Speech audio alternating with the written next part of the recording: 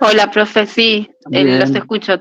bien, Tengo el mismo bien. inconveniente que Fer. Tengo a la nena en clases, por eso. Obvio, tranquilas, tranquilas, se superentiende. Yo para ver que estemos, ahí te veo incluso, Ahí ¿qué está. tal? ¿Cómo Hola, va? profe. Bien. Sol de Vita,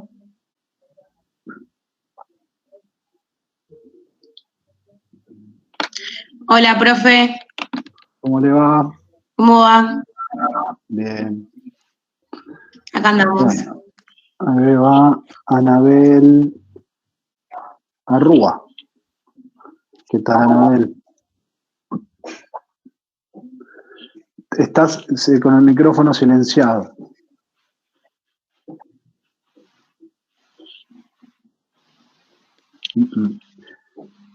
No.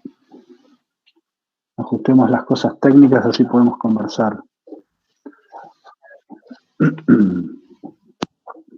¿No? ¿Pero vos nos escuchás, Anabel? Ahí sí, ahí estamos.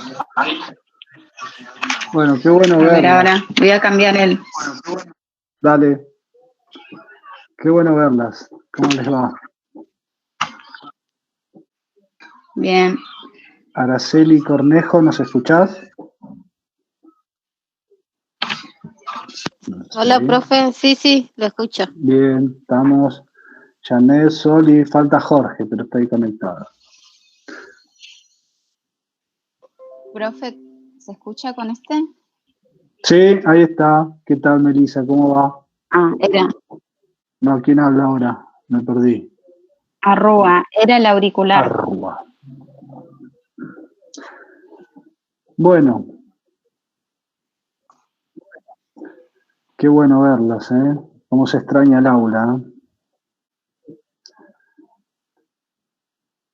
Bueno, somos poquitos, así que los que quieran pueden dejar el micrófono abierto, así cualquier cosa que vamos conversando pueden directamente intervenir, hacer una pregunta, un comentario. Yo les propongo que esto sea un espacio de intercambio fluido. Si bien quizás en algún momento tenga que desarrollar alguna idea, que quiero aprovechar un ratito para revisar unas cosas,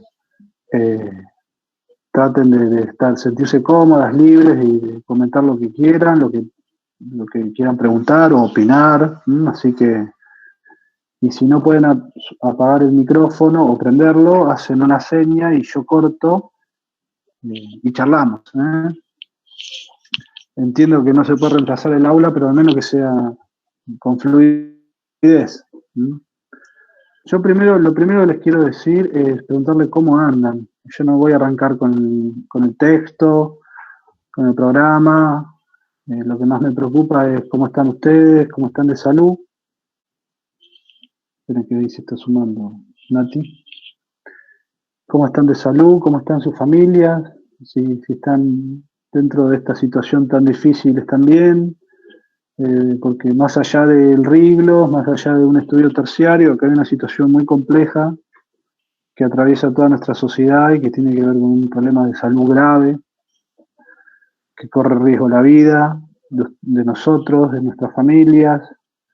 Entonces, la materia y la cursada se dan un contexto, y este contexto, desde mi punto de vista, es insoslayable y es fundamental porque organiza todo lo demás. Esta cuestión de la tecnología también a veces nos deshumaniza un poco y nos hace escribir como que del otro lado no hay nadie. Es distinto esto cuando se ven los rostros, los cuerpos, las voces, los tonos. Así que yo los invito a que no nos deshumanicemos, y arranquemos por ahí, a ver cómo andan. Yo tengo mucho miedo de empezar a hablar de un texto y saber que tengo una compañera, una estudiante que está enferma o que perdió a un familiar, cómo están el resto de las chicas. Así que por ahí lo primero que quiero preguntar es cómo andan ustedes, cómo está el grupo, si hay alguien contagiado, bueno, generar un espacio de comunidad nuestro, ¿no? Como hacemos en el aula, pero ahora a través de esto. Y después un poco hablar de lo que les puse en el campus, y avanzando algunos temitas, algunas cosas. A los que se sumaron recién, bienvenidos, recién estamos arrancando, estamos viendo un poco la situación de nosotros, ¿eh? Así que bueno, escucharlas un cachito sobre eso y después vamos avanzando. Ningún contagio, empecemos por ahí, no tenemos ninguna compañera contagiada que se sepa.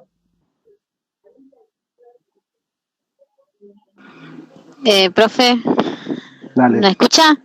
Sí, sí. Bueno, sí, hay varias compañeras de mi grupo que sí se contagiaron.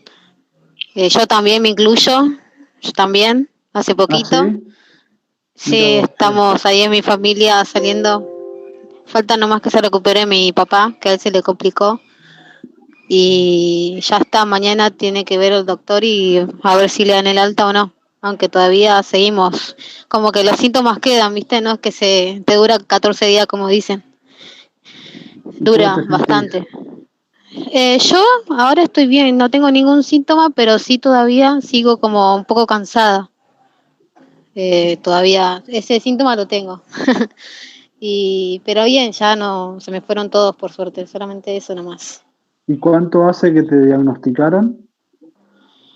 Y ya va a ser un mes, pero ya se me fue todo a mí hace 2 semanas. Okay. Pero la pasamos muy mal, muy mal. Me No se lo imagino. deseo a nadie. También perdí a mi tío por eso, así que nada, Bueno, ahí saliendo. nuestro acompañamiento, Araceli, a vos y la familia. ¿Y tu viejo está internado? Estuvo internado, sí, 3 días, porque le detectaron que tenía neumonía viral. Y después, como vieron que era leve, y aparte, la verdad que no es, el hospital te dejan tirado, te abandonan, es así. Aunque él estuvo en una clínica, pero es igual. ¿En Y Moreno? no, sí, en la clínica Mariano Moreno, con mi papá. Ah, sí, Y sí, la conozco. bueno, dijimos que él acá iba a estar mejor. Y nada, fuimos, hicimos reclamo, porque por suerte con mi papá sí pudimos hablar y nos contó cómo estaba. Hicimos el reclamo y nos dijeron que como era leve podía hacer el tratamiento en mi casa. Y nada, lo trajimos a mi casa y lo cuidamos nosotros. Y por suerte estuvo muy bien, hace una semana ya dejó los medicamentos.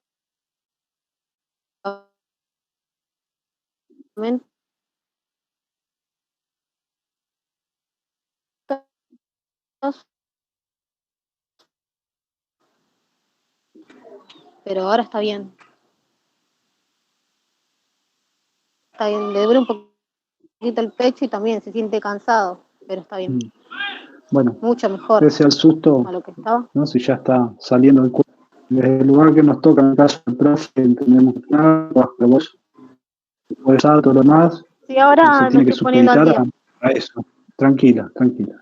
Acá lo importante es que la salud de todos, todas, después vienen el resto de las cuestiones. Así que Sí. nos alegra que puedas estar acá hoy conversando con nosotros, que te hagas poder hacer este ratito. Capaz que te despeja un poco la cabeza poder Sí, conversar de bastante. otros temas, más allá de esto de la salud. ¿Sí? Así que bueno, Araceli, qué susto. Sí, es horrible todo. No puede despedirse. Hasta ahora no puedo. Bueno, no dejar, esto no hay que dejar tampoco, porque esto en algún momento termina, tus estudios siguen adelante, ¿no? Y hay un proyecto ahí de vida, en definitiva, con el terciario, con ser profe. Sí, obvio. Así que hay que remar esta parte. Bueno, Sí. bueno nada, espero que estén bien, cuídense. Lo primero antes de empezar con la materia, no es joda esto, no es chiste. No. No hay que subestimarlo, más allá que el tiempo pase y las cuestiones empiezan a aparecer como prioritarias, sea el estudio o el trabajo. Sin salud no hay estudio, sin salud no hay trabajo y sin vida no hay nada. Esta materia no les estorbe en ningún aspecto en cuidarse, en dedicarse tiempo a desinfectar todas las cosas que entran y salen cuando compran las cosas, ¿no? La prioridad es esa, el país tiene esa prioridad hoy, el Estado también y nosotros también. Así que yo entiendo que eso es lo prioritario. Bueno, yo quiero arrancar, además de su estado y nuestro estado de salud, por una cuestión que es las compañeras que no están acá hoy. Nosotros somos 10 u 11 y en el curso tenemos como 60, 70, ¿no? Entonces quiero compartir unas ideas con ustedes con respecto a eso, porque tiene que ver con nuestra materia también, tiene que ver con nuestros contenidos, ¿no? De no naturalizar algunas cuestiones. Yo me he resistido mucho a esto de los encuentros virtuales porque sé que sucede esto, ¿no? La verdad que extraño poder estar en las clases, conversar, escucharlas, pero esta instancia implica que haya un montón de compañeras que no pueden conectarse, por todos los motivos que ustedes ya saben, no se los voy a explicar yo, ¿no?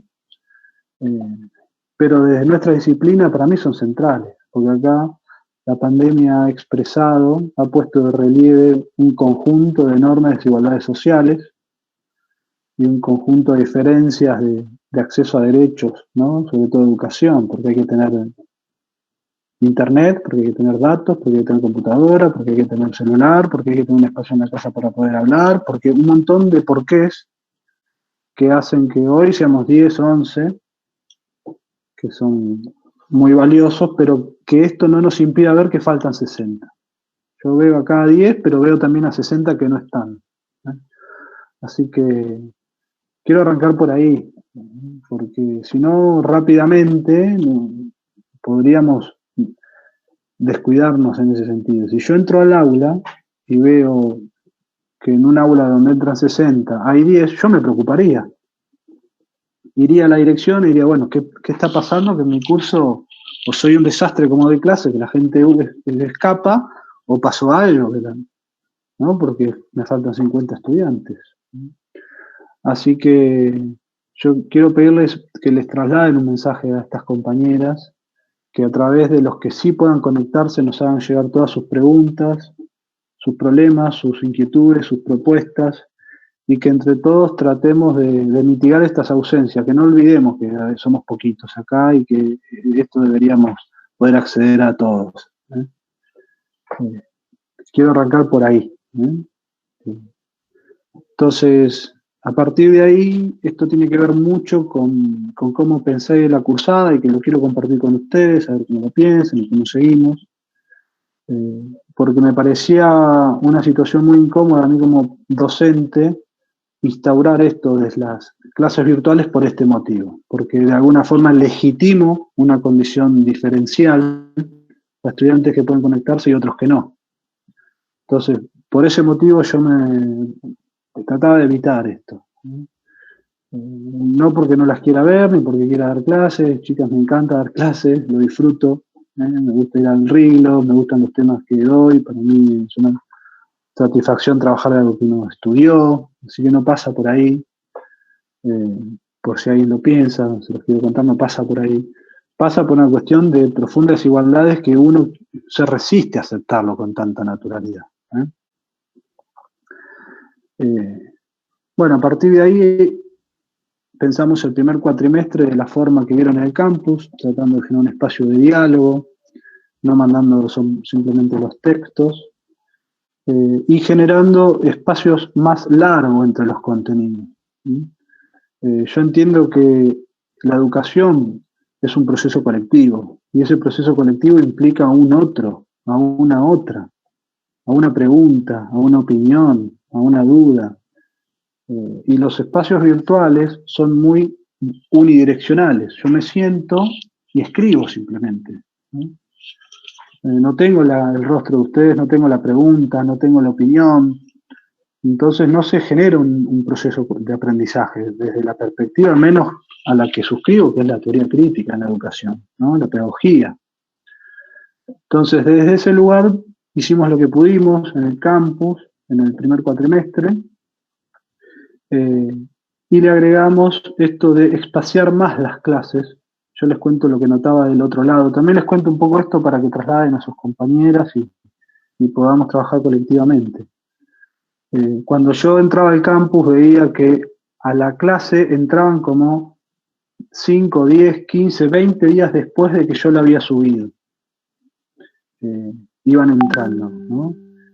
Se daba más o menos ese periodo. Entonces empecé a extender las clases porque entendía que les cuesta mucho entrar.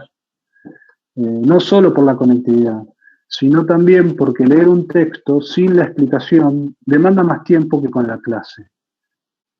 Entonces, por eso yo decidí recortar contenidos y dar clases más espaciadas para que haya más tiempo para permitir que puedan acceder al campus por un lado y por el otro tengan más tiempo para leer textos que son complejos de nuestras materias y que requieren tiempo. Entonces, por eso habrán visto que cada vez fui extendiendo más los plazos de las clases en el primer cuatrimestre.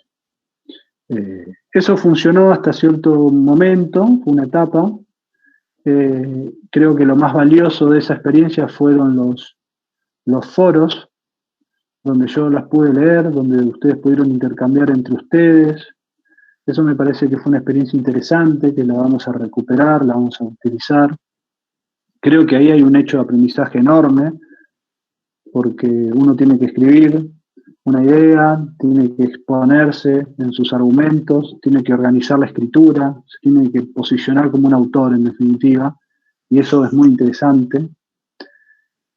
Y aparte les permite a ustedes entender cómo sus compañeros entendían también esos contenidos. Entonces, eso me pareció que fue funcionando bien. A partir del segundo cuatrimestre, después de las vacaciones, vi que había muchos estudiantes que recién empezaban a participar en los foros de las primeras clases recién. Es decir, se venía bastante atrás. La clase 2, la clase 3.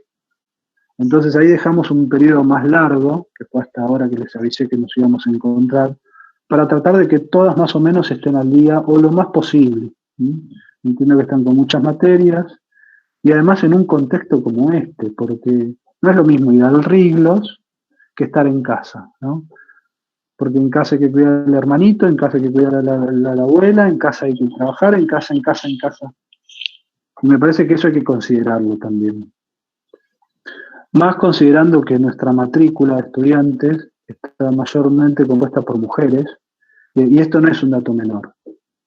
Sabemos que las tareas domésticas sobrecaen siempre sobre las mujeres, ¿no? Y cuando uno no está en el instituto, está en casa y siempre hay que hacer algo. Entonces, por eso cada vez espacié más los contenidos. Yo no sé si es la mejor o la peor forma. Les cuento lo que pensé y cómo lo intenté hacer. Nosotros como profe tampoco estamos preparados para trabajar de esta forma. Nuestro programa está pensado para la presencialidad, no para esto. Así que todos estamos improvisando un poco. Sí les cuento cuáles son los criterios a partir de los cuales yo tomo las decisiones en la cátedra. A mí lo que me interesa es que terminemos con la mayor cantidad de estudiantes adentro. Eso es lo principal. Que se nos caigan los menos posibles e ir al ritmo de que va más despacio. Bueno, a partir de ahí vi que la participación, perdonen que haga esta introducción, pero les tengo que contar un poco cómo viene la cosa, ¿no? Sí, parece que es valioso para pensarlo. Después vamos a los contenidos. Cuando vi que después del primer cuatrimestre entraban a la clase 2, 3 o 4, entendí que no voy a sumar nuevos textos en esta parte, y que vamos a trabajar con los textos del primer cuatrimestre, pero con estos encuentros virtuales, para que ustedes puedan sacarse todas las dudas y que podamos charlar de algunos contenidos y que podamos profundizar menos contenido, pero que lo podamos entender. No les voy a dar 3 autores más cuando todavía no hemos podido en profundidad ver algunos. Entonces, el criterio de la cátedra es dar menos, pero poder trabajarlo con más tiempo. El registro que yo tengo del campus es que a medida que pasó los meses, la participación cada vez era menor. Pero no solo en mi clase, he conversado con otros profes y les pasa más o menos a todos los mismos. Y esto tiene absoluta racionalidad porque se hace más difícil sostener la cuarentena. porque hay no solo problemas de convivencia, no solo problemas de salud, sino también dificultades económicas también, ¿no? Una situación difícil la que está pasando el país, nosotros, y nosotros no podemos hacer como que eso no sucede y simplemente dar la misma clase por un campus. Al menos no es mi manera de abordar esta profesión. Entonces yo lo que pienso, y lo someto también a sus opiniones, es que lo más conveniente es trabajar con los contenidos vistos hasta el primer cuatrimestre, porque ahí yo tengo mucha más participación de las estudiantes, o sea, todos vieron esos contenidos, y en este segundo, lo que nos queda, en lugar de agregar nuevos, trabajar y profundizar y poder tener estos encuentros virtuales para entender aquellos primeros. Y a partir de ahí, los foros lo podemos usar como insumo para nuestras charlas, nuestros encuentros, y hacia el final de la materia veremos la forma de cómo esto le damos un formato de trabajo práctico, trabajo final, bueno, buscar algún mecanismo, ¿no? Con respecto a eso, ahora vamos a hablar un poquito, pero quédense tranquilas. Acá el criterio siempre es el mismo, ¿eh? Que todas las estudiantes puedan avanzar con sus estudios, ¿sí? Así que todo instrumento de evaluación que tengamos va a tener como prioridad eso, y también valorar la experiencia de ustedes que han atravesado esto, y más allá del contenido, es una experiencia muy valiosa en términos sociales y en términos pedagógicos, porque hay un montón de cuestiones que esta pandemia nos ha mostrado, ¿sí?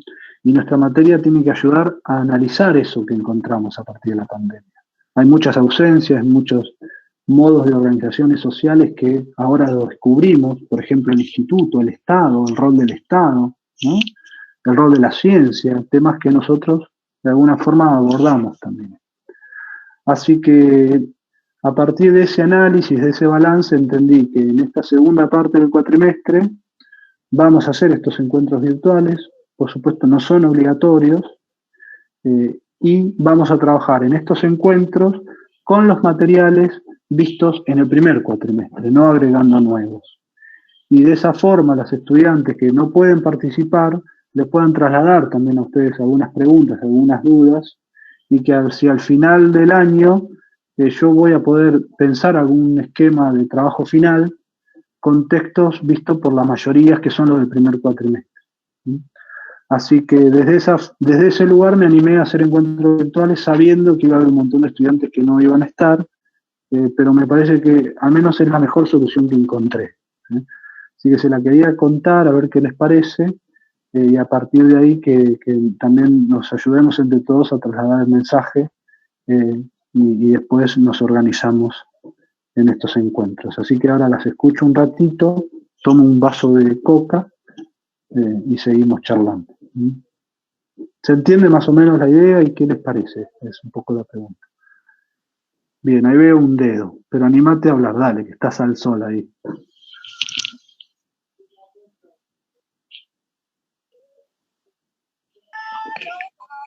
Espera que me voy adentro porque acá están ladrando los perros y hay mucho desastre. Bueno, se entiende un poco el planteo, me gustaría saber sus opiniones, escucharlas un cachito. Hola, profe. ¿Qué tal, Fernanda? Sí, bien. Primero quiero agradecerle por tenernos en cuenta, por pensar tanto en nosotros. La verdad que sí, se hace muy difícil cursar en medio de esta pandemia. Las que tienen nenes me van a entender. Tenemos que estar con los chicos, con la casa, la comida, la ropa, más nosotras, dedicarnos un poquito a nosotras y a nuestro estudio, que es nuestro sueño, es seguir avanzando. Primero agradecerle. Y me parece que está buenísimo. A mí el último texto me costó bastante entenderlo, así que me viene bárbaro poder retomar un poquito con los textos anteriores. Está genial. Le agradezco muchísimo. No hay nada que agradecer, Fernanda. No hay nada que agradecer. Sí, Bueno, y yo le quería también, le quería agradecer porque hay muchas chicas que no tomaban muy en serio su aula, porque como no mandaba ninguna actividad, es como que ellas leían, pero no participaban de los foros porque porque no hay actividades. Y esto se lo tengo que decir porque, bueno, se lo tengo que decir, soy sincera. Y nada, aunque muchas chicas hayan leído y no hayan participado, estaban como medio desconformes con esto, que no haya ningún encuentro y que no haya ninguna actividad. Por eso le agradezco mucho que haya podido encontrar la manera de seguir con su cursada, porque es súper interesante su cursada, no es que no lo tomemos en serio, pero bueno, así que nada, le agradezco mucho y sí, me parece perfecta la idea que tomó de poder seguir con esto, pero retomando las clases con los textos del primer cuatrimestre. Así que nada, yo estoy re contenta porque aunque parezca una bobería y parezca re ñoña, nada, yo quiero seguir aprendiendo como todas y queremos tener clases virtuales, aunque nos cueste, pero el contenido siempre lo hacemos llegar por el grupo o por mensaje de WhatsApp, de texto, de lo que sea, por un mail, por Facebook, por Instagram. Así que quédese tranquilo que aunque no seamos muchas conectadas, este mensaje va a llegar a todas. Ok. Bueno, les agradezco ahí la correa de transmisión. Entiendo que es un mecanismo valioso. Entiendo que hay profes también que empezaron con esto desde el primer día. Es una manera. Yo entiendo que el proceso era otro, pero bueno, tiene que ver con las perspectivas también de cada profe y me parece valorable cada decisión que toma otro colega.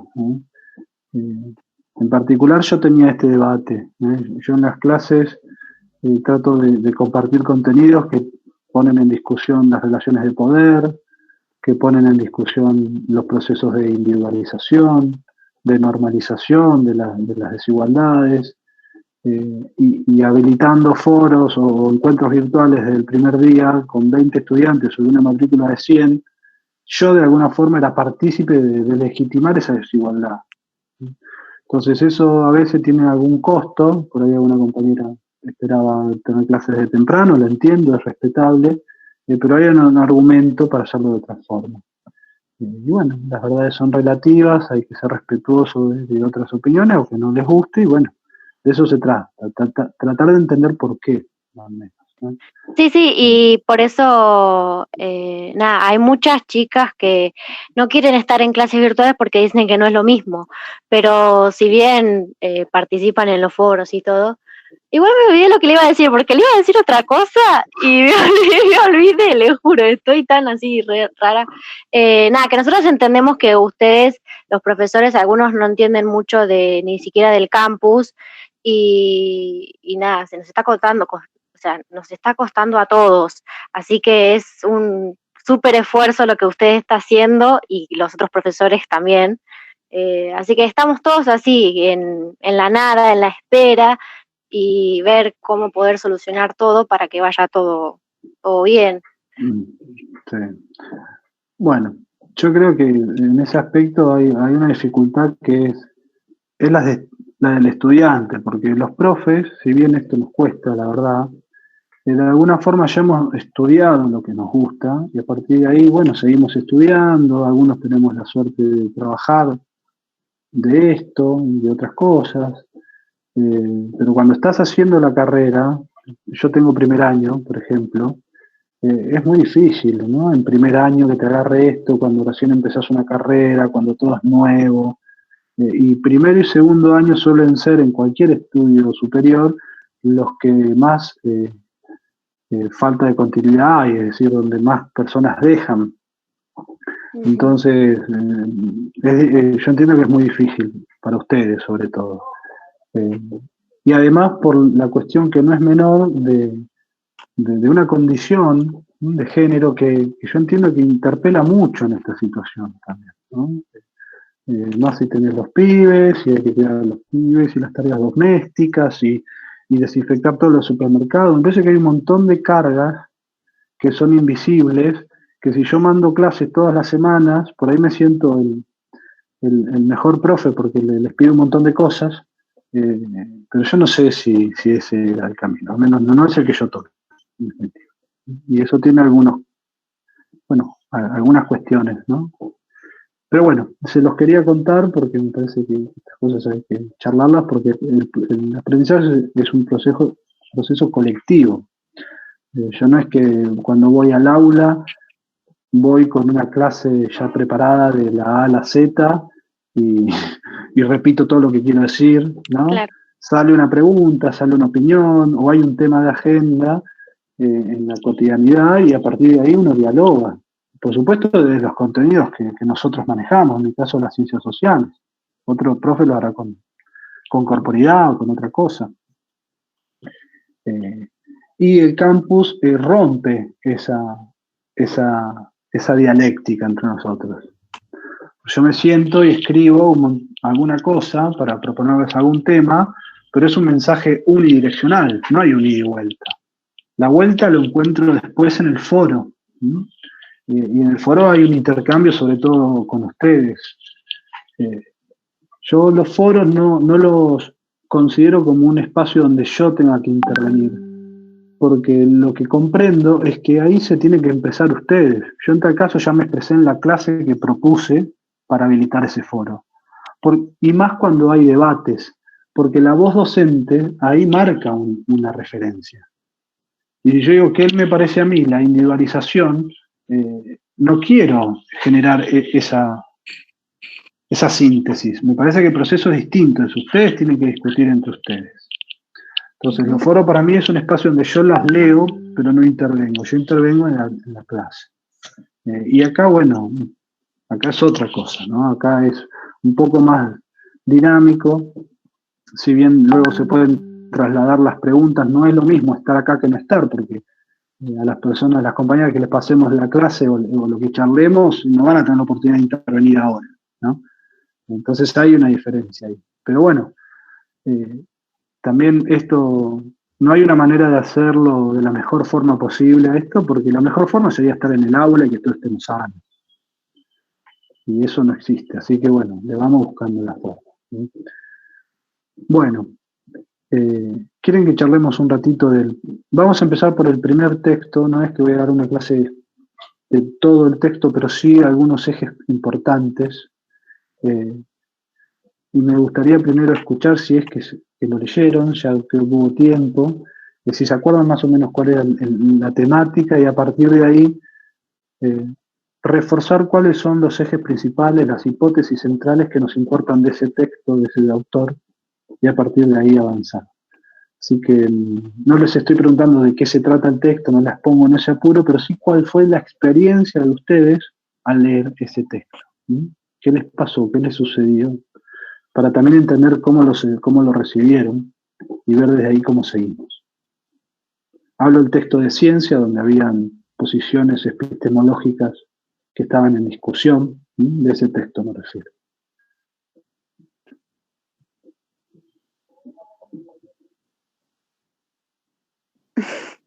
Ajá, bien. Un texto mudo.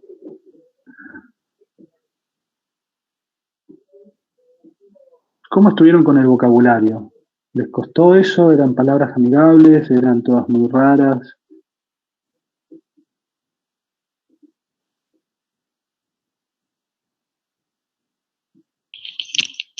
¿No llegaron a leerlo? Lo que sea, no pasa nada.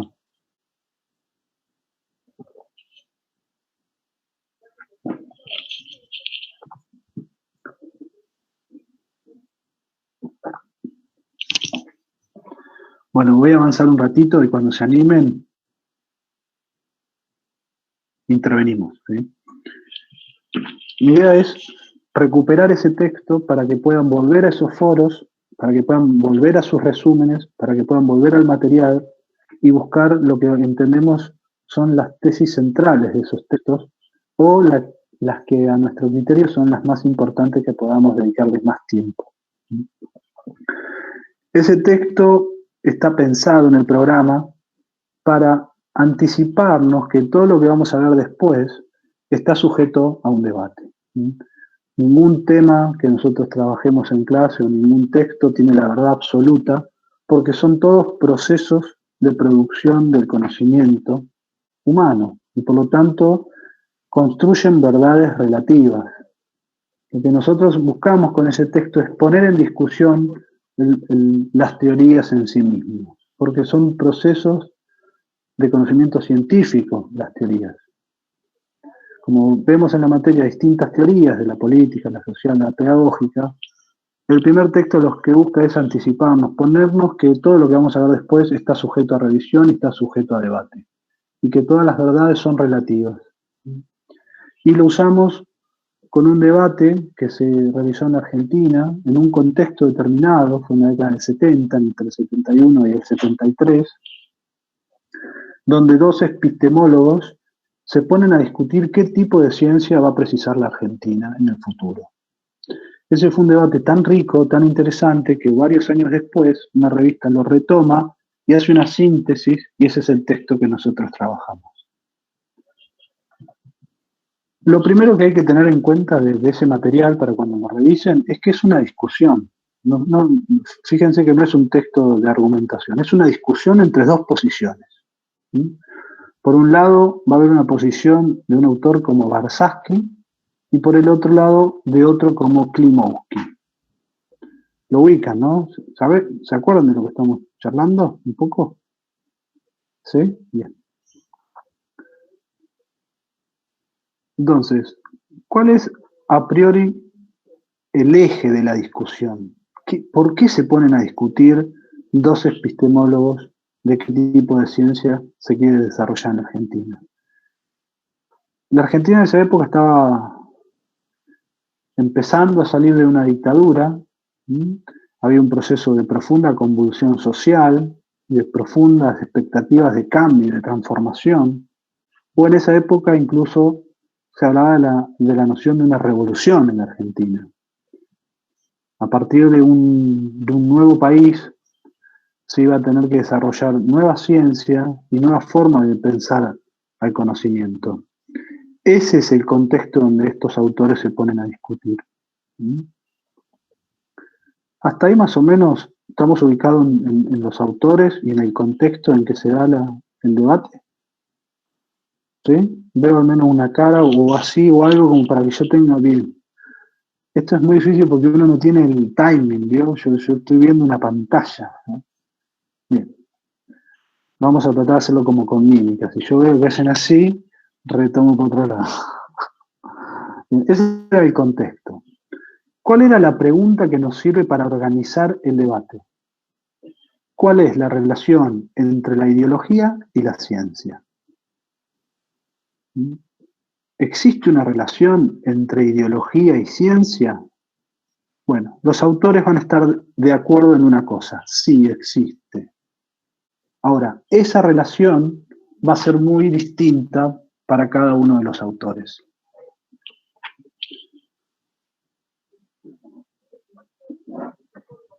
Klimovsky viene de una corriente del pensamiento conocida o asociada más al positivismo. ¿Ubican esta noción del positivismo?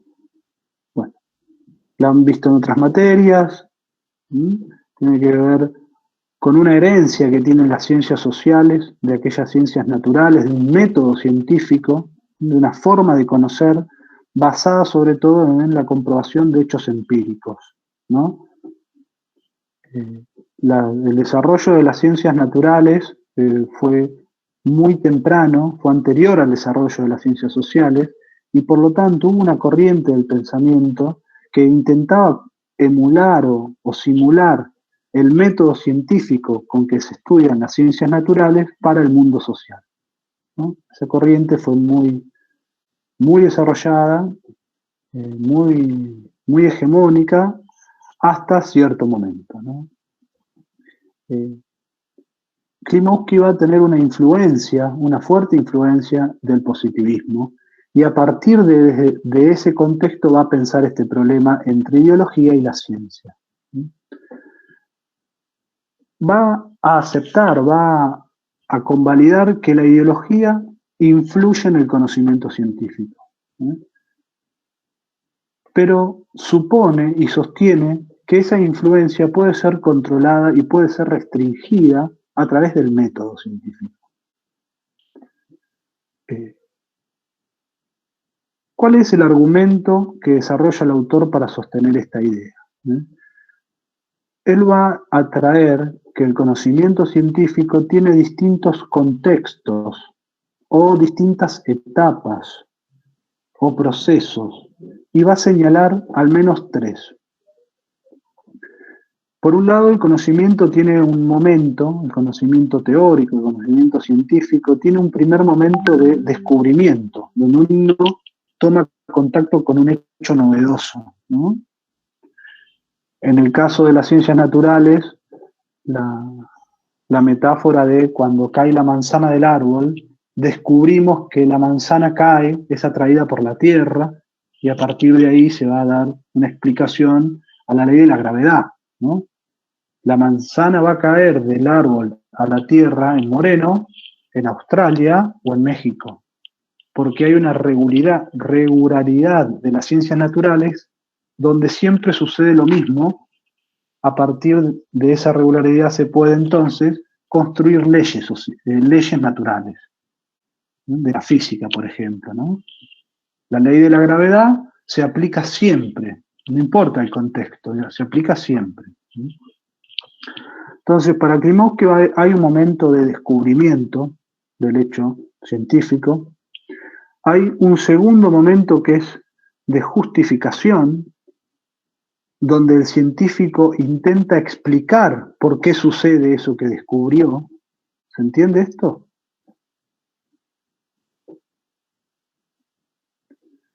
Piensen en el mundo de las ciencias naturales por un segundo. Piensen en la biología o en la medicina, para hablar de algo que está tan de moda, ¿no? Un médico descubre que un paciente tiene fiebre. Esa es la etapa del descubrimiento. Ahora, la etapa de justificación es aquella que va a explicar por qué tiene esa fiebre. Ahí tiene que explicar el descubrimiento en sí. Por lo tanto, tiene que descubrir las causas que produce ese descubrimiento. Tiene fiebre porque tiene COVID, tiene fiebre porque tiene gripe, tiene fiebre porque tiene neumonía. Hay una etapa que uno justifica eso que está descubriendo. ¿Se entienden por dónde va la cosa? Profe, Bien. disculpe. Sí, dale. ¿Sería relacionado a una hipótesis la justificación o sería como algo más concreto? Exacto. Hay un hecho concreto. Tenés fiebre. Bueno, yo tengo una hipótesis. Tenés fiebre porque estás engripada. Bueno, tengo que justificar, tengo que comprobar que tu fiebre es a causa de un resfrío, de un resfriado, de una neumonía. Es decir, la justificación es aquel proceso que se sustenta en un hecho empírico para el autor, pero que tiene una explicación teórica. Yo veo que tenés fiebre, pero tengo que explicar el porqué, tengo que justificar, porque ahí comprendo más el fenómeno. Si no, solo lo descubro. Yo descubro, uso mucho el ejemplo de las ciencias naturales aquí, jugando un poco con esta herencia positivista del autor, ¿no? Yo descubro que vos tenés un problema de vista, suponete, ¿no? Porque te señalo así y no me registras, suponete, para decir cualquier cosa. Ahora, ¿cuál es la justificación? ¿Cómo explico yo tu problema de vista? ¿Es miopía? ¿Es cataratas? No es un problema de vista porque otros ven igual, ¿se entiende? Hay que darle una justificación al hecho que yo estoy descubriendo. Por lo tanto, ahí el autor va a decir que hay un segundo proceso o un segundo contexto que es el de justificación. Y va a haber un tercer momento, un tercer contexto, que es el contexto de aplicación, que es, a partir de haber descubierto algo, y luego de poder justificarlo, eso que descubrí, yo puedo aplicar ese conocimiento de una determinada manera. Volviendo con el ejemplo de la fiebre, descubro que tiene fiebre, descubro cuál es la causa, el motivo que produce la fiebre, y a partir de ahí aplico ese conocimiento. Bueno, tiene fiebre porque tiene tal virus. Bueno, le voy a dar tal vacuna que ataca ese virus. ahí el científico aplica ese conocimiento. Lo utiliza de una manera concreta para intervenir en el hecho, es decir, el momento de aplicación de ese conocimiento. Otro ejemplo. Piensen en la bomba atómica. Hay un momento de descubrimiento donde los científicos entienden que los átomos se pueden fusionar. Hay un momento de justificación donde estudian cómo fusionar el átomo, a qué temperatura se fusiona, se comprende el fenómeno y se justifica.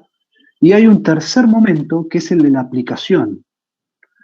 Con ese conocimiento yo puedo hacer una bomba atómica porque conozco de energía nuclear, o puedo hacer lámparas nucleares no contaminantes para iluminar todo un país. Es decir, con ese mismo conocimiento yo puedo hacer distintas cosas. Yo puedo hacer con la energía atómica que toda la Argentina tenga luz gratis y no contaminante, o puedo hacer una bomba. ¿Se entiende? Es decir, el momento de aplicación es el momento de intervención. El autor de esta manera va a poder, organiza el proceso de conocimiento científico en 3 etapas. Lo descubre, lo explica y se aplica. ¿Para qué hace esto? A ver, voy a parar ahí. ¿Hasta acá más o menos se entiende el planteo del texto de este autor? Uh-huh. ¿Sí? Pregunten de una. Podemos ir cortando cada tramo para que podamos tener una continuidad en el razonamiento, ¿sí? Voy a seguir sobre esta línea, así que si hay alguna duda, me avisan ahora, ¿no? Bueno, entonces, de esta forma, el autor puede resolver un problema. Va a decir que el conocimiento científico puede producir una verdad. Por lo tanto, puede organizar, puede administrar, puede contener, puede regular la influencia ideológica. Porque al producir una verdad, es una verdad científica. Por supuesto que hay influencia ideológica, pero es un proceso científico, porque hay un descubrimiento, porque hay una justificación y porque hay una aplicación. Seas de una ideología o de otra, el proceso es el mismo para el autor. ¿Se entiende? Bien. Ahora, ahí hay una matiz muy importante. ¿En qué momento influye la ideología en el conocimiento científico? Y el autor va a decir que en el primero y en el segundo momento influye la ideología, pero poco. No es determinante la influencia ideológica. Porque cuando vos descubrís algo o vos lo justificás, si bien trabajás con teorías, está el hecho empírico ahí, el hecho que contrasta tus ideas. En el momento donde mayor influencia ideológica hay, es en el momento de la aplicación. Porque ahí el científico decide qué hace con ese conocimiento. Entonces, de esta forma el autor sostiene que el conocimiento genera verdad, pero que también tiene influencia ideológica. Es interesante el planteo. Ejemplo, volvamos con el ejemplo de la vacuna. Descubro el coronavirus. Lo justifico, lo entiendo, a ver cómo trabaja, qué tipo de virus es, ¿no? Desarrollo el conocimiento para entender ese problema biológico. Y a partir de ahí voy a la etapa de la aplicación. Hago una vacuna, ¿no? Ahora, esa vacuna yo la puedo dar como un derecho gratuito para toda la población, o la puedo vender como un medicamento de $20.000 cada vacuna. Es decir, en la aplicación es donde interviene más nuestra perspectiva ideológica, y no tanto en el descubrimiento ni en la justificación. El ejemplo de la bomba nuclear. Entiendo cómo funcionan los átomos, hago la bomba atómica y la tiro a Hiroshima, ¿no? Hay una definición ideológica, tirar la bomba en Hiroshima. la misma aplicación puede usarse para otras causas. No, agarrar esa energía nuclear y darle electricidad a todos los institutos terciarios para que las pibas y los pibes tengan internet, luz en todos los institutos. Es decir, en la aplicación del conocimiento está la mayor influencia ideológica. De esta manera el autor sostiene que hay una relación entre ideología y verdad, entre ideología y ciencia, pero que la ciencia puede generar un conocimiento verdadero. Por lo tanto, el autor sostiene la idea que la ciencia produce conocimiento verdadero, aunque tenga influencia ideológica. Porque la influencia la organiza en estos momentos. Entonces puede decir, en este momento hay más influencia, pero no tanto en los anteriores. A muy grandes rasgos, este es el planteo de Klimovsky en este debate. Preguntas, opiniones, y después quiero pasar al otro autor, así tenemos un pantallazo en este ratito de ese texto.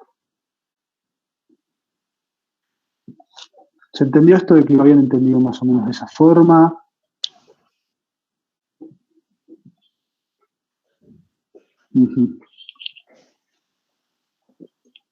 Ok. El planteo de Warshawski. Lo interesante es Warshawski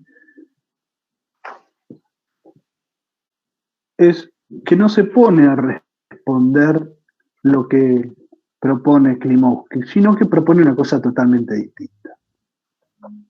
Acá la posición es rotunda, y no es que la ideología influye en la ciencia en determinada etapa, sino que tiene otro concepto, que en el texto lo van a encontrar en una frase muy contundente que dice que la ciencia está saturada de ideología.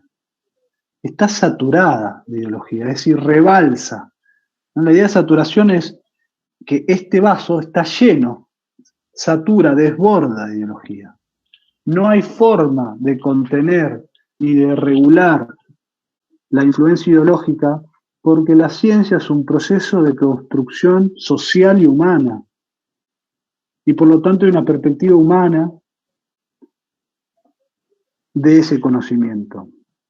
Entonces, el científico, para este autor, no tiene que perseguir la verdad en ese sentido, porque las verdades son relativas. Porque otro autor, otro científico, otro docente tendrá otras verdades. Y no se pone a discutir esto de los tres momentos del proceso de conocimiento. A partir de la idea que la ciencia está saturada de ideología, el eje no es buscar un conocimiento verdadero. El eje Warshawski lo pone en otro lugar. El eje es buscar un conocimiento que sea importante. No es el concepto de verdad, sino el concepto de importancia, quien va a organizar la reflexión de Warshawski. Ahora, ¿qué es lo importante? ¿Con qué criterio yo determino qué es importante y qué no es importante? ¿No? Bueno, es muy sencillo en este sentido el autor y muy claro. Lo importante del conocimiento científico es aquel conocimiento que promueve y permite la transformación social. Es importante a partir que me permita o que me impida la transformación social. Eso es un conocimiento importante. No busca robarse la noción de verdad, sino aportar conocimiento científico a un hecho que socialmente es importante resolver. Y ahora volvemos al mismo ejemplo. ¿Es importante o no es importante encontrar una vacuna para el COVID? Bueno, es importante. Entonces, el eje es la importancia social de la ciencia y no la verdad del científico. Y por lo tanto, recorre otra línea de reflexión. Y lo que le dice a Warshawski es que está plagado de un pensamiento positivista y que el desarrollo de la ciencia no se basa en la noción de verdad, sino en la noción de importancia importancia social del conocimiento científico. Y va a ser importante el conocimiento que promueva el social, que promueva la transformación social, o también aquel conocimiento que la impide. Porque hay un conocimiento que impide la transformación. Bueno, ese es el conocimiento que hay que superar. ¿Para qué? Para transformar una sociedad con otros criterios, ¿no? Y ahí está el planteo ideológico del autor. Este planteo de Barsáqui va a continuar con una serie de argumentaciones que a partir de esto yo las invito a que lo vuelvan a revisar al texto. Pero quiero hacer mención en una idea más del autor, que propone que la posición del conocimiento, aquel que desarrolla conocimiento o que trabaja con el conocimiento, piensen que ustedes como docentes van a trabajar con teorías, ¿no? Las teorías son conocimiento, ¿no? ¿Desde qué lugar nos relacionamos con el conocimiento para Barsáqui, ¿no? Él supone y propone que no se trata de controlar la influencia ideológica que tenemos en el conocimiento, sino de no meterla de contrabando. Esta es una idea muy interesante del autor. No tenemos que intentar meter nuestra ideología de contrabando. Lo que hay que hacer, en cambio, es explicitarla. Se los doy un ejemplo desde la educación.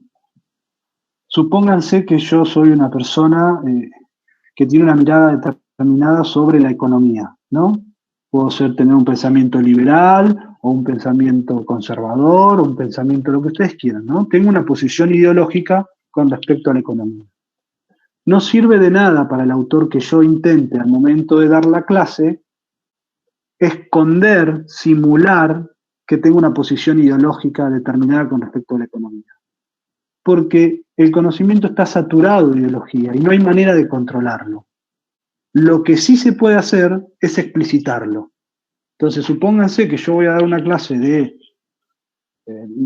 modelo agroexportador, entonces arranco y digo, bueno, yo pienso que el modelo agroexportador es esto, esto, esto y esto, y produce pobreza, exclusión, desocupación, distribución mala del ingreso, alimentos caros en la Argentina, y la milanesa cuesta 300 pesos porque en Argentina se exporta toda la producción agrícola a los centros industriales. Esa es mi posición con respecto a la economía. Y a partir de ahí trabajo los textos que yo elijo para trabajar eso, propongo los autores, pero no meto de contrabando lo que pienso, tratando de esa manera controlarlo. ¿Por qué es incontrolable? Porque el conocimiento está plagada, está saturado de ideología. Por lo tanto, hay dos posiciones muy distintas, que nosotros arrancamos la materia así, para que en las primeras clases nosotros veamos que todo lo que vamos a ver después tiene que ver con una definición también de la cátedra. Que por algo les propongo esos textos y no otros. Por algo no hice un antes y sí después, ¿no? Por algo se toman las definiciones que se toman, porque hay un planteo desde una mirada de entender la educación, ¿no? Y ustedes podrán tener otro y ustedes tendrán el propio, ¿no? Cuando den sus clases, como tienen el propio cuando son estudiantes. Entonces, ese texto a nosotros nos sirve por varias cosas, que las voy a mencionar ahorita. Primera, para trabajar nuestra capacidad de abstracción. Nosotros vamos a trabajar toda la materia y ustedes van a trabajar en todo el resto de los años con teorías del conocimiento. Entonces, las teorías son procesos abstractos y hay que ejercitar el pensamiento abstracto. Por eso es un texto que parece que están hablando en las nubes, no es un texto narrativo que está contando, el 25 de mayo pasó esto, el 16 de... ¿no? Y dan datos y hechos concretos, sino que son más abstractos, son ideas. Para ejercitar un pensamiento teórico, que es lo que esta materia propone, un pensamiento crítico y teórico. ¿Para qué? Bueno, para pensar el mundo social, para pensar el aula con un determinado marco teórico y que las decisiones que ustedes tomen en el aula tengan un fundamento. Porque ese marco teórico luego determina una acción u otra. Ejemplo. Si yo están en un aula, en un jardín, y hay un pibe que se les duerme, ¿no? ustedes van a interpretar ese hecho concreto de un determinado marco teórico. Y a partir de ahí van a actuar de una manera o de otra, ¿no? Pueden interpretar que ese pibe se duerme porque sus clases son malas, porque están aburriendo a sus estudiantes, ¿no? Un montón de cosas que tienen que ver con su propio desarrollo. O pueden pensar que ese pibe no les interesa, o puede pensar que hay una actitud dañina, maliciosa incluso, ¿no? de ese sujeto. O pueden poner el foco en otro lado, no en el individuo, y pensar, bueno, pero desayunó ese pibe, comió ayer ese pibe, tiene las medias calientes ese pibe, ¿no? Es decir, otro foco. El hecho es el mismo, el pibe está dormido ahí. Ahora, la interpretación va a cambiar en función de con qué marco teórico abordamos esa situación. ¿Se entiende esto? Entonces, por eso esta materia trabaja con teorías, porque la teoría después te organiza tu acción. A partir de lo que pensás es lo que actuás. Entonces, ese texto está puesto ahí para eso, para ejercitar el pensamiento abstracto y entender que el conocimiento es un proceso social, un proceso sujeto a un debate ideológico, que las verdades son relativas, ¿sí? Y que todo lo que vamos a ver en la materia está sujeto a debate, que son una cantidad de textos que eligió este profe que podrían haber sido otros y que otro profe elegirá otros, ¿sí? Y que nada de eso se arroga la verdad absoluta, ¿sí? Porque adherimos concretamente a la posición de Warshawski en ese sentido. Acá no se trata de descubrir una verdad, sino trabajar en temas importantes de una manera colectiva. ¿Sí? Por eso usamos ese texto al principio, para anticiparnos que todo lo que viene después es tema de debate. Y que todas sus opiniones son igual de válidas que las que trae el docente. Y a partir de ahí genera un espacio de intercambio y reflexión colectiva. ¿Sí? Entonces, repasando, ese es un texto que nos permite poner en discusión al conocimiento científico. Y para eso usamos dos posiciones distintas. Una más relacionada con una mirada positivista, que va a ser la de la de Klimovsky, que organiza el conocimiento en 3 etapas: descubrimiento, justificación y aplicación, y que va a sostener que en el momento de aplicación es donde más influencia ideológica hay.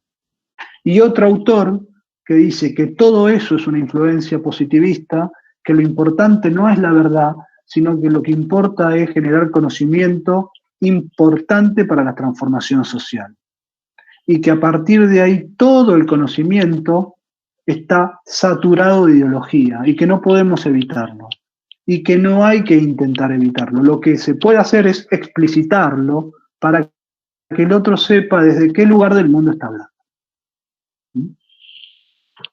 Y eso se da en un debate, en un contexto, en una Argentina, en una etapa muy convulsionada, donde se suponía que iba a haber una revolución en la Argentina, y es un debate que luego quedó trunco, porque algunos años después, en 1976, vino la dictadura cívico-militar, y todos los sueños de transformación social, la revolución, se apagaron a plomo, a campos de concentración, de tortura, de desaparición y todos los que ustedes supongo que ya conocen, ¿sí?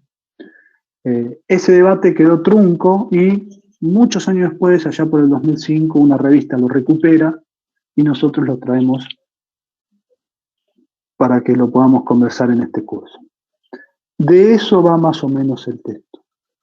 Yo lo que quería hacer es simplemente puntear algunos temas centrales del texto para que puedan volver a leerlo, para que puedan revisar sus apuntes, para que puedan revisar los foros, y a partir de ahí sigamos avanzando.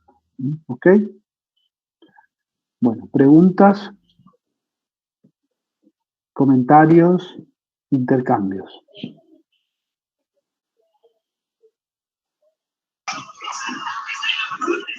Profe, le hago una consulta chiquita. Anabela Rúas soy. Sí, ¿okay? Sí, te veo, Anabela. Usted dijo que la idea de los foros es que nosotros pongamos ahí lo que entendimos de los textos y que más o menos seamos entre nosotras las que nos acompañemos. La pregunta mía es, usted no va a intervenir, dijo, en los foros, pero nosotros, o yo, por lo menos yo, ¿cómo sé que voy bien encaminada o estoy entendiendo bien si no tengo un apoyo de usted? No sé si me explico. Clarísimo, clarísimo. Acá hay un tema muy, muy interesante, que es la idea de si está bien o está mal, ¿no? En definitiva, que esa es la pregunta, ¿no? Entonces, yo te voy a contestar un poco con el texto que pensamos recién. La noción de bien y de mal deviene de un marco teórico que es el religioso, no el académico y el científico. Porque si hay un mal y hay un bien, yo puedo rogarme el bien, seguramente como docente, y te puedo decir lo que está mal. Y acá no es algo que está bien o que está mal. Porque el bien, en el pensamiento religioso, sería Dios, en máxima expresión, ¿no? Dios, el paraíso, y el mal, el infierno. Y a partir de ahí se organiza toda la sociedad entre bien y mal. En el pensamiento científico, en el pensamiento académico, no hay bien y mal, hay argumentos. Entonces, a mí lo que me interesa es que vos produzcas tus argumentos. Quizás estén más apegados a los que plantea el autor, yo los interpreto distintos, podemos tener un intercambio, pero no es que está mal, porque es tu interpretación de ese texto, y lo que a mí me interesa es justamente el razonamiento crítico. Quizás en la clase sí te podía decir, mira, Klimovsky no dice que los científicos son todos unos giles, ¿no? Para decírtelo. Te puedo decir, mira, planteo es otro. Ahora, si vos podés producir argumentos para sostener esa idea, bueno, tengo que escuchar esos argumentos y debatir. Entonces, la no intervención en el foro es para no marcar solo una línea de interpretación, porque lo que quiero es que haya un pensamiento crítico y que ustedes ejerzan el mayor argumento. Lo importante es que haya argumentación. Si vos planteás, bueno, Klimovsky tiene una mirada liberal de la ciencia, ¿no? O Oscar Barsky tiene una mirada anticientífica, para decirlo algo. Pero vos lo justificás y lo explicás. Yo seguramente no esté de acuerdo con ese planteo, pero vamos a intercambiar argumentos. ¿Se entiende? Está bien, un debate. Exacto, exacto. De hecho, el texto se llama El inicio de una polémica. Por ese lado va el tema de los foros. Y además, al no tener la clase, yo entiendo que una intervención de esa manera en el foro marca mucho una línea, ¿no? Determina mucho una línea, y yo uso los foros más para entender qué están pensando y a partir de ahí pensar la próxima clase, más que cerrar esa. Me parece que somos unos individuos superestructurales en donde estamos acostumbrados a, sí, perfecto, lo hiciste bien, ahí vas. Y por ahí el debate surge en los grupos de chat, cuando una dice, leíste el texto del profeta, para mí es esto y no, para mí es lo otro, y por ahí en las dos no terminamos aportando en el foro porque tenemos ese miedo de, bueno, para mí mi compañera está diciendo una cosa, pero a mí me parece que es otra. Y por eso tenemos como lo entiendo, Anabel, lo entiendo, lo conozco, sé lo que les pasa en ese sentido, sé incluso que a veces un poco me putean porque el profe no me dijo si está bien o mal. Yo entiendo que están esperando otra cosa, pero lo que entiendo justamente es que yo no tengo que promover eso, porque el planteo mío es otro, ¿no? Para mí me sería mucho más fácil entrar al foro y decir, fulanita, cachite, no, esto está mal, esto es así, así, así. No tardo nada, ¿no? Porque acá lo que estamos discutiendo es una forma de estudiar, ¿no? Cuando uno estudia en la secundaria, hay una mirada de una educación liberal donde te dicen lo que está bien, lo que está mal, el dato, la fecha, y vos tenés que aprender una memoria y repetirlo, ¿no? Esta cátedra está parada en otro lugar. Entonces, a partir de ahí no te va a dar esa indicación. Yo entiendo que la esperen, porque de ahí también se tranquilizan. Ah, me dijo que está bien. Claro. Por lo tanto, si esto está bien, se lo voy a decir en el final y con eso voy a aprobar la materia y voy a seguir adelante. Ese caminito que yo sé que esperan, yo no las acompaño, pero al propósito. Y a veces tiene algunos costos y en las clases, che, no nos dijo, pero en la clase esto se resuelve y se termina entendiendo, ¿no? Pueden que no acuerden, yo les cuento por qué lo hago. Pero no es fácil, ¿no? Porque nos hemos acostumbrado de la primaria, de la secundaria, desde el jardín a estudiar así. Lo que está bien, lo que está mal y lo que quiere el profe escuchar. Entonces el profe, yo puse en el foro que esto era así, el profe no me dijo si está bien o está mal, ¿no? Entonces yo no sé nada. No, ustedes saben cosas, ustedes tienen una manera de entender las cosas. Yo te puedo decir, mirá, no veo de qué manera podés argumentar que Barsaschi sea hincha de Racing, ¿no? Si vos me decís algo que no está sujeto al razonamiento, ¿no? Al análisis, al argumento, seguramente en el debate tengas una debilidad. El tema es producir esos argumentos. Y hay otro aspecto que está asociado a esto, que es el miedo a equivocarse. A partir de entender que no hay un bien absoluto ni un mal absoluto, de a poco se empiezan a liberar de ese miedo. Porque, ¿por qué no lo pongo en el foro? Porque tengo miedo que esté mal. Pero a ver, es lo que vos entendiste, ¿no? Vos sos, o nosotros, cada uno somos productoras de conocimiento. Yo lo entendí de esa manera. Por algo lo entendiste de esa manera, ¿no? Seguramente, si hablamos, por ejemplo, del tema del feminismo, y una mujer plantea la desigualdad de tareas domésticas, ¿no? Seguramente un varón lo entiende de otro lugar, porque está parado en otro lugar del mundo. Entonces, ¿cuál está bien y cuál está mal? ¿No? Es tan valiosa esas opiniones como la del profe o como la de otro. Entonces, no tengan miedo de decir algo que está mal, porque esa no es una categoría que usamos. Está bien, perfecto.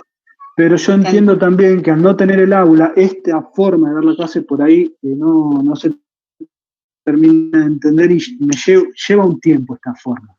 Pero yo estoy convencido que a la larga es la que hace buenos aportes, porque genera pensamiento crítico, pensamiento reflexivo, y después no importa qué espera escuchar el profe en el final, importa lo que ustedes entendieron, porque cuando estén en el aula nosotros no vamos a estar. Y cuando tengan que tomar una definición con el estudiante, o con un directivo, o con la familia, que viene un familiar y dice, ¿por qué le enseño educación sexual a mi pibe? No van a estar nosotros para decir qué responder. Ahí hay que argumentar. Y yo trato de hacer una contribución a eso, al pensamiento crítico, reflexivo, al razonamiento. Y por eso uso los foros para entender cómo están pensando, no para decir qué está bien y qué está mal. Por ese lado pasa la cosa. Ahora, escribir todo esto es complejo para explicarlo en un campus. Es complejo. Por eso quizás este momento también me permite explicar un poco eso, y les pido también que trasladen el mensaje así nos conocemos un poco más en términos pedagógicos. Así que, y no es menor eso, porque si ustedes tienen miedo a equivocarse, cuando enseñen, van a enseñar con miedo también, ¿no? Porque cuando uno aprende, conoce algo de una manera distinta a lo que entendía antes. Es una transformación, ¿no? Y si un pibe, ustedes plantean una actividad y un chico, entre comillas, se equivoca, si ustedes entienden el error como algo negativo del aprendizaje, lo van a trasladar como algo negativo. Entonces, van a ser docentes como son estudiantes también. Entonces, si el error es un problema, cada vez que un pibe se equivoque, lo van a sancionar como un error, en vez de como una oportunidad para entender cómo entiende él las cosas, ¿no? Porque él también es un sujeto de derecho, ¿no? Entonces, por ese lado va un poco la cuestión. ¿Se entiende más o menos? Bueno. ¿Comentarios? ¿Alguna preguntita? ¿Alguna cosita? ¿Alguien que no haya escuchado? Hago así como que las espío, pero en verdad la pantalla es muy chiquita.